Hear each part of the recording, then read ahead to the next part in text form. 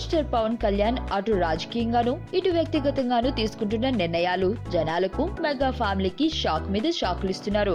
అనంతపురం సభలో పవన్ వచ్చే ఎన్నికల్లో తాను ఎమ్మెల్యేగా పోటీ చేస్తానని ప్రకటించి ఏపీ ప్రజలకు ఏపీ పొలిటికల్ పార్టీలకు పెద్ద షాక్ ఇచ్చారు. ఈ ప్రకటనతో మెగా ఫ్యామిలీ సైతం రకరకాలుగా చర్చించుకుంటోంది. ఇక చిరు వచ్చే ఎన్నికల నాటికి టీడీపీలోకి వెళతారని ఊహాగానాలు వస్తున్నాయి. అదే జరిగితే అన్నదమ్ములిద్దరూ 2019 ఎన్నికల్లో ప్రత్యర్థులుగా మారతారు. ఇదిలా ఉంటే చిరు తనయుడు చెర్రీకి పవన్ కు మధ్య అంత సఖ్యత లేదని ఎప్పటి నుంచో వార్తలు వస్తున్న సంగతి తెలిసిందే.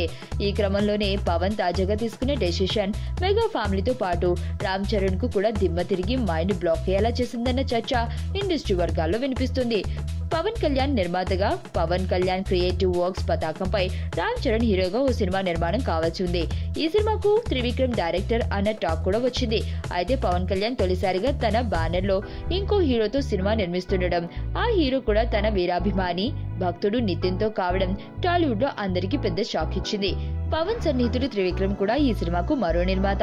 బుధవారం ఈ సినిమా ప్రకటన వచ్చినప్పటి నుంచి ఈ సినిమా మీద ఇండస్ట్రీ మొత్తం చర్చించుకుంటుంది. మరో షాక్ ఏంటంటే comedian Saptagiri cinema audio function కు వెళ్లిన పవన్ చెర్రీ ధృవ సినిమా ఆడియో ఫంక్షన్ కు వచ్చేందుకు ఆసక్తి చూపలేదన్న టాక్ కూడా వినిపించింది. దీంతోనే చెర్రీ తన పరువు పోతుందని ధృవ ఆడియో ఫంక్షన్ కూడా రద్దు చేశాడని రూమర్లు వచ్చాయి.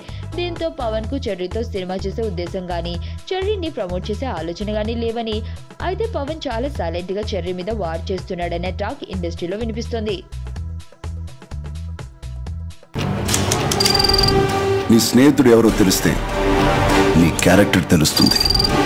నీ శత్రువు ఎవరో తెలిస్తే నీ కెపాసిటీ తెలుస్తుంది.